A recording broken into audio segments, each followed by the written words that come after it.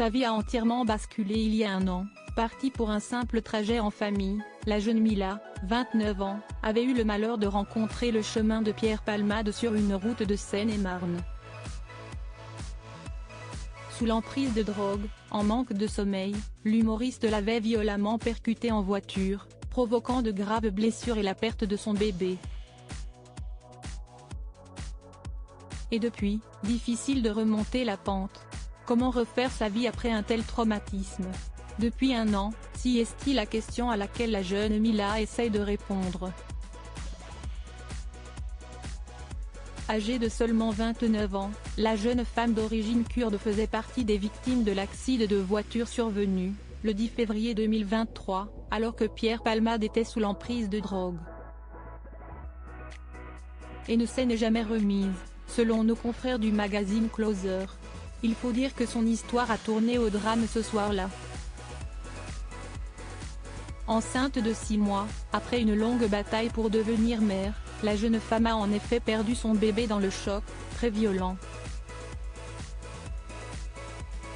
Un traumatisme dont elle peine à se relever, sous anxiolytiques et antidépresseurs, qui l'aident à dormir, elle serait encore hantée par les terribles images auxquelles elle a assisté. Et pas question pour elle de reprendre le travail.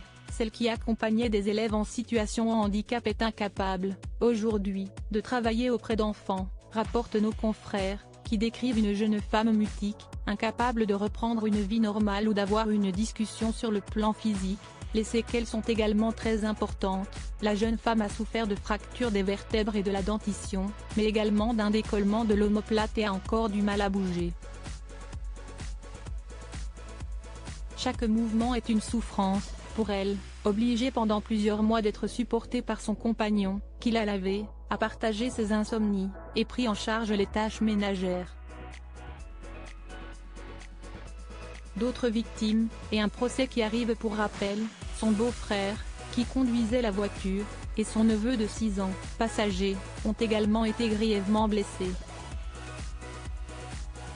Le premier est en effet handicapé à vie après de très nombreuses opérations sur tous ses membres, quand le deuxième, gravement blessé à la mâchoire en outre, peine aussi à reprendre une vie normale.